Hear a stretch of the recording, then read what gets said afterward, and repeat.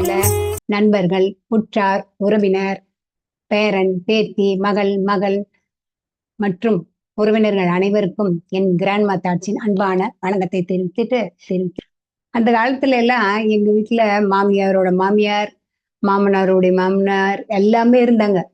வயசான காலத்துல எல்லாம் ஏதாச்சும் ஒண்ணு பேசின போது ஏதாவது ஒரு பழமொழி சொல்லி அப்படியே ஒன்னொன்னா ஒரு லிங்க் வச்ச மாதிரி பேசுவாங்க. அப்ப நம்மளுக்கு ஒரு டைம் டென்ஷன் ஆகும், ஒரு டைம் என்ன இதெல்லாம் நம்ம நாலேஜுக்கு தெரியுதா அப்படின்னு எல்லாம் இருக்கும்.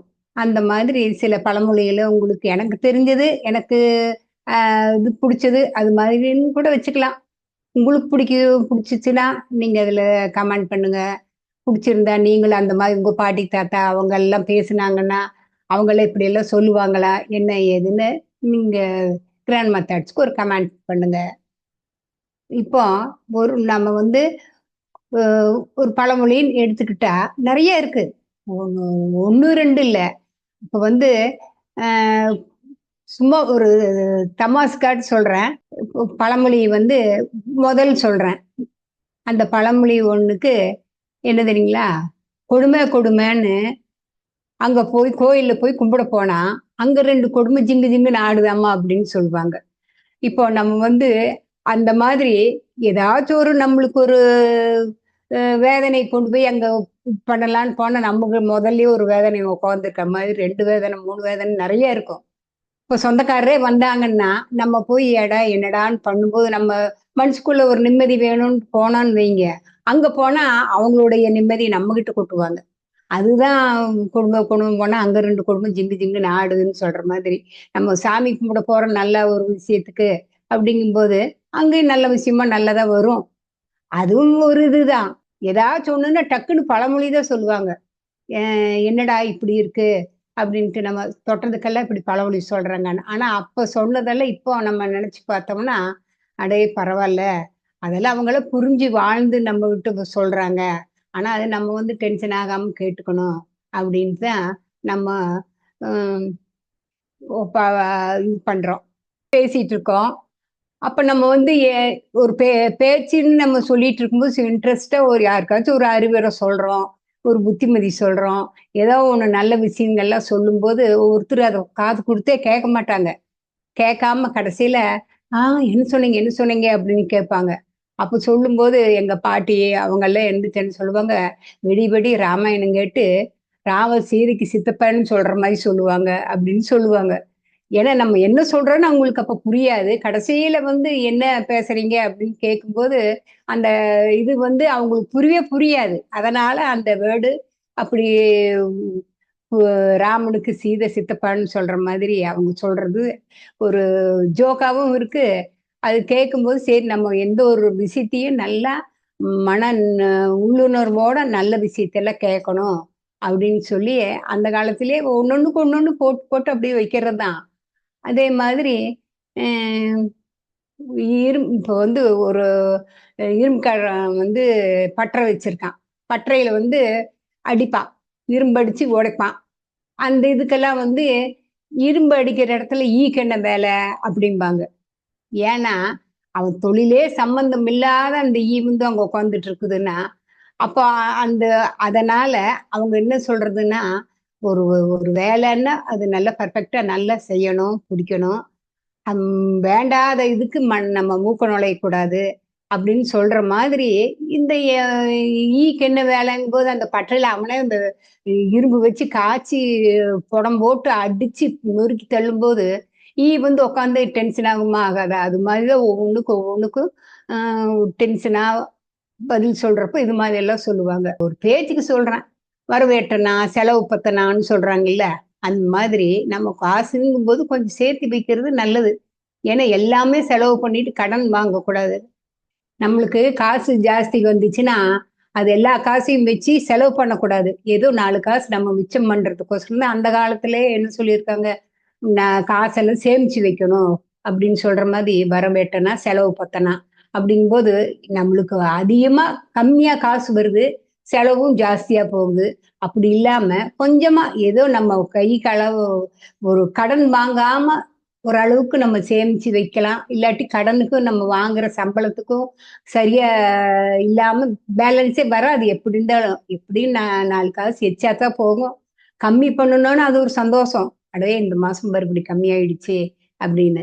ஒவ்வொன்னும் நம்ம வந்து ஒவ்வொரு காசு நம்ம வந்து உழைப்பு. நம்மளோட உழைப்பு தான் நம்ம வந்து நம்மளுக்கு பெருமை தேடி தரும். நம்ம இருக்கிறது பூரா தொலைச்சிட்டோம்னா, நம்ம நம்ம பெத்த பிள்ளைங்களும் சரி, பையங்களும் சரி, அடுத்தவங்களும் சரி, சொந்தக்காரரும் சரி, ஐயோ! ஊதாரி. எப்ப பார்த்தாலும் காசு வந்துச்சுன்னா அவங்க வீட்டு தங்கவே தங்காது. செலவு எதுக்கு வேணாலும் பண்ணிருவாங்க, பண்ணுவாங்கன்ட்டு அதெல்லாம் சொல்லுவாங்க. நம்ம வந்து சின்னதுலேருந்தே ஒரு ஊதாரித்தனம் இல்லாம நல்லா 4 காசு நம்ம சம்பாரிச்சு சேமிச்சு வைக்கிறதுக்கு இது பண்ணணும். ரோட்ல எல்லாம் நாய் போகும். முன்னெல்லாம் வந்து நாயை கண்டா கல்ல காணோம், கல்ல கண்டா நாயை காணோம்னு சொல்லுவாங்க. ஆனா அந்த பழமொழி இல்ல. நாயகனை கண்டால் நம்ம வந்து கல்ல காணோம் அப்படின்னா சிலை வடிக்கிறாங்க. அந்த சிலைய நம்ம பார்த்தோம்னா அது நாயகனா தெரியும். அதே இது கல்ல பார்த்தோம்னா அது வந்து கல்லாதான் தெரியும். அது மாதிரி நாயை கண்டா கல்ல காணோம், கல்ல கண்டா நாயை காணோம்னு சொல்ற பழமொழி நாயகனை கண்டா. அந்த சிலைய வந்து வடிக்கிறது நாயகன். அந்த காலத்துல அப்படி சொல்லுவாங்க. ஆனா இப்ப வந்து அது கொஞ்சம் மருவி அப்படி இப்படி கொஞ்சம் பேச்சு சிரிப்புக்கோசரமே நாயை கண்டா கல்ல காணோம், கல்ல கண்டா நாயை காணோம்னு சொல்ற மாதிரி நாயகனை கல்ல கண்டா நாயகனை காணோம், நாயகனை கண்டா கல்லை காணோம் அப்படிங்கும்போது சாமி தெரிஞ்சுச்சுன்னா நம்ம அந்த கல்லுன்னு தெரியாது. அதே இது கல்லுன்னு பார்த்தோம்னா சாமி தெரியாது. அதுதான் அந்த காலத்துல இந்த பழமொழி சொல்லியிருக்காங்க. ஆனா நம்ம அப்படி மருவி இப்படி ஆயிப்போச்சு. அதே மாதிரி கழுதைக்கு தெரியுமா கற்பூர வாசனைன்னா, நம்ம வந்து என்னென்னமோ எல்லாம் பண்ணுவோம், பிடிப்போம். ஆனா க நம்ம செய்யற ஒரு இதுக்கு இப்போ குழந்தைங்க விளையாண்டுட்டு வருவாங்க, ஏதாச்சும் வேலைக்கு போயிட்டு வருவாங்க, எல்லாம் பண்ணுவாங்க. பண்ணும்போது அவங்க பசி பசின்னு வரும்போது நம்ம வந்து 2 பிஸ்கட் சாப்பிடு, ஒரு பழம் சாப்பிடு அப்படின்னா, அந்த குழந்தைங்க பசி அடங்குமா? அடங்காது. அப்போ நம்ம சாப்பாடு செஞ்சு போட்டு அவங்க சாப்பிட வச்சாதான் அது பசி அடங்கும். இதுக்கு என்ன தெரியுமா சொல்லுவாங்க? யானை பசிக்கு சோளப்பொரி ஆகுமான்னா, யானை வந்து சாப்பிடுறதே எல்லாத்துக்கும் தெரியும். கரும்பு அது இதுன்னு திங்கும்போது அது வாரி வாரி சாப்பிடும். அப்ப இந்த சோளப்பொரி அதுக்கு எம்மாத்திரம்? கொஞ்சம் கூட அதுக்கு ஒரு ஒரு சின்ன ஒரு கவ்வாழம் மாதிரி கூட அதுக்கு பத்தாது. கவ்வாழன்னா நல்லா பெரிய உருண்டையா சாப்பாடு உருட்டி அப்படியே வாயில போடுவாங்க. யானை பசிக்கு சோள பொரின்னா, சோள பொரியெல்லாம் அதுக்கு பத்தாது. அதனால அந்த காலத்துல யானை பசிக்கு சோள பொரின்னு சொல்லி, அந்த பழமொழி எங்க வீட்ல பாட்டி, தாத்தா இவங்கலாம் சொல்லுவாங்க. அதே மாதிரி மாமியார், மருமக அது ஆகும்னா அது சொல்லவே தேவையில்ல. ஏதோ ஒண்ணுக்கு ஏதோ ஒண்ணு சொன்னோம்னா, அவங்களுக்கு நல்லா இருந்ததுன்னா நல்ல புத்தி சொல்லுவாங்க. இல்லாட்டி ஏதாச்சும் ஒண்ணு சொன்னோம்னா, அவங்களுக்கு கோவம் வந்து அ எ ஏதோ ஒண்ணு மாமியார் புடிக்கலன்னா மருமக, மருமக புடிக்கலன்னா மாமியார் இப்படி பேசிட்டே இருப்பாங்க. அது மாமியார் உடைச்சா மண் குடம், மருமக உடைச்சா அது பொன் குடம்னு சொல்லுவாங்க. ஏன்னா, அது மாமியார் உடைச்சதுன்னா உடைஞ்சு போச்சு. அது வந்து அது தூக்கி வீசி எறிஞ்சிருவாங்க. ஒண்ணும் பேச மாட்டாங்க. ஆனா, அது மருமக அதே இது உடைச்சான்னா, ஐயோ! இது வாங்கி எத்தன வருஷமாச்சு நான் பாகா வச்சிருந்தேன்.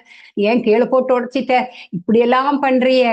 அப்படி இப்படிம்பாங்க. அவங்க உடைச்சு எறிஞ்சது அவங்களுக்கு தெரியாது. இருந்தாலும் அவங்க மருமக உடைச்சா அது பொன் இது மாதிரி ஆ பில்டப் எல்லாம் நல்லா விடுவாங்க. அது என்ன ஏதுன்னு கூட தெரியாம, அது ஏதோ ஒரு சின்ன தவறு செஞ்சாலும் எல்லார் வீட்லயும் அப்படிதான் நடக்குது. ஆனா, இப்படி இந்த பழமொழிக்கேற்ப இந்த மாதிரி எல்லாம் ஒண்ணொண்ணு அவங்க சொல்லிட்டே இருப்பாங்க. 2, 3 பாட்டியம்மார்கள் இருந்தாங்க. அதனால அவங்க ஏதோ ஒண்ணு பழமொழி அது இதுன்னு எல்லாம் சொல்லிட்டே இருப்பாங்க. மாதிரி ஒரு அம்மா, புள்ள இப்படி எல்லாம் இருந்தாங்கன்னா, அம்மா என்ன சொல்றாளோ அதே மாதிரி மகளும் இருப்பா. நல்லா ஏதோ ஒரு வேலை செஞ்சு, நல்லா சாந்தமா, ஒரு சத்தம் இல்லாம, அம்மா எப்படி பொறுமையா இருக்காங்களோ, அதே மாதிரி மகளும் இருப்பா.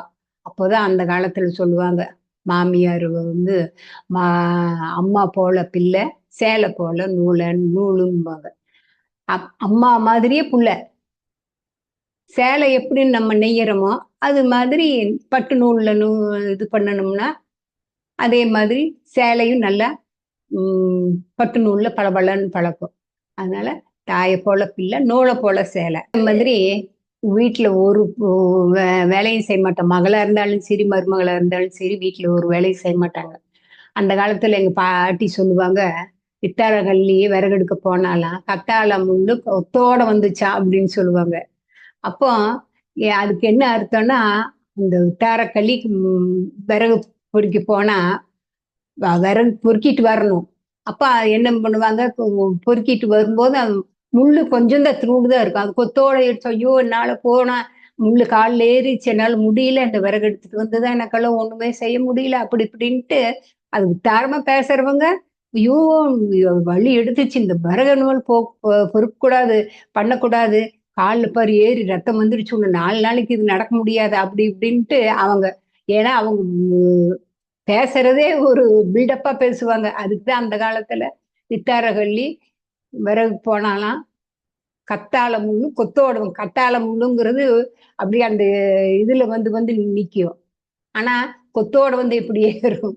அந்த மாதிரி ஒவ்வொன்றும் ஒவ்வொரு இதுக்கும் ப நல்லா சொல்லுவாங்க. அவங்க சொல்லும்போது தினம் சொல்ல மாட்டாங்க. ஏதோ ஒரு நாளைக்கு அவங்களுக்கு டக்கு டக்குன்னு வாயில வரும்போதெல்லாம் சொல்லுவாங்க. நாங்கெல்லாம் அதெல்லாம் இது இப்படியெல்லாம் பழமொழி இருக்குதா அப்படின்னு நினைச்சிட்டு நாங்க அது சொல்றதுக்கே ஒரு நல்லா இருக்கும் அவங்க பேசும்போது. வல்லவனுக்கு புல்லும் ஆயுதம்னு சொல்லுவாங்க. அப்படின்னா அவனு நல்லா ஸ்ட்ராங்கா இருக்கிறவன் ஒரு சின்ன புல்லுனா புல்லு போய் யாரையும் அடிக்காது பண்ணாது. இன்னும் ஒரு கத்த புல்லு நல்லா கட்டி விட்டு தூக்கி போட்டான்னா மண்டைய அப்படியே அமுந்து போகணும். மூஞ்சில போட்டோம்னா அப்படி அமுந்து போகணும். ஆனா வல்லவனுக்கு புல்லு ஆயுதங்க மாதிரி அவன் 4 புல்ல புடுங்கி நல்லா 4 சாத்து சாத்துனான்னா பக்கத்துல இருக்கிறவன் எவனும் வரமாட்டான். ஆனா வல்லவனுக்கு அந்த மூளை இருக்கு. அவன் அப்படி சாத்துனாதான் அவன் விழுவான்னு அவனுக்கும் தெரியும். அதனாலதான் அந்த காலத்துல இந்த பழமொழி வல்லவனுக்கு புல்லு ஆயுதம்னு. ஆனா புல்லு வந்து ஆயுதமா யாரும் பயன்படுத்துறது இல்ல. ஏன்னா அந்த டைம்ல அந்த புல்ல வந்து நான் ஒரு புல்லுக்கு பதிலா 10, 100 புல்லு கையில புடிச்சு வாங்குனா சாட்ட அடி விட பயங்கரமா விழுகும். அந்த மாதிரி ஒவ்வொன்றும் ஒவ்வொரு பழமொழிய சொல்லி சொல்லி என் பாட்டி அவங்க எல்லாமே நல்லா இது பண்ணுவாங்க. உங்களுக்கு இது மாதிரி பழமொழியெல்லாம் நீங்களாம் கேட்டிருப்பீங்களா? இல்ல உங்க பாட்டிங்கள எல்லாம் சொல்லியிருக்காங்களா? இதெல்லாம் ஒரு கமெண்ட்ல சொல்லுங்க. உங்களுக்கு பிடிச்சிருக்கும்னு நினைக்கிறேன். இது மாதிரி பிடிச்சிருந்தா நீங்களும் உங்களுக்கு தெரிஞ்சதை சொல்லுங்க. வணக்கம், வாழ்க வளமுடன். அடுத்த எபிசோட்ல உங்களை நினைக்கிறேன். கமெண்ட் பண்ணுங்க, சப்ஸ்கிரைப் பண்ணுங்க. வணக்கம், வாழ்க வளமுடன்.